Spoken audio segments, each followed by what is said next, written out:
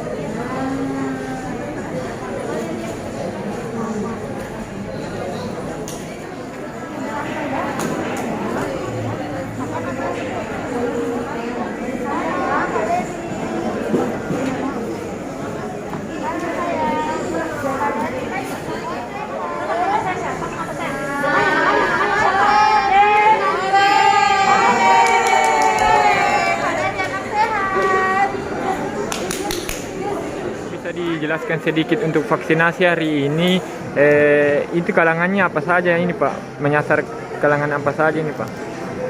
Khusus untuk hari ini memang kan masih jatah karena vaksinasi untuk anak-anak antara umur 12 sampai 17 tahun memang kita juga utamakan. Iya. Karena dari pemerintah pusat sudah bisa mengizinkan untuk vaksinasi buat anak, dan kebetulan hari ini juga masuk bertepatan dengan Hari Nasional Anak. Oh, iya. Jadi dengan Hari Nasional Anak ini kami targetkan untuk anak-anak divaksin sebanyak 1.000 orang.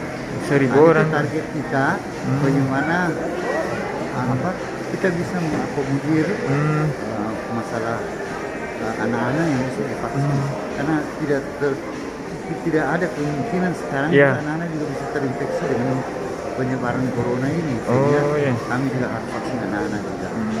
Nah ini, ini Pak, perharinya itu berapa orang itu Pak? Atau 1.000 per hari atau seperti apa? Khusus untuk hari ini saja, khusus untuk hari ini, karena ini kan Hari Nasional Anak, kita target 1.000 orang. Oh, 1.000 ya Pak? Sudah, dan itu kami sudah berani mengatakan 1.000 orang karena dalam daftar mereka kan daftar dulu, daftarnya ada 1.000. Oh, sehingga itu yang kami lakukan. Daftar yang lewat website itu ya Pak?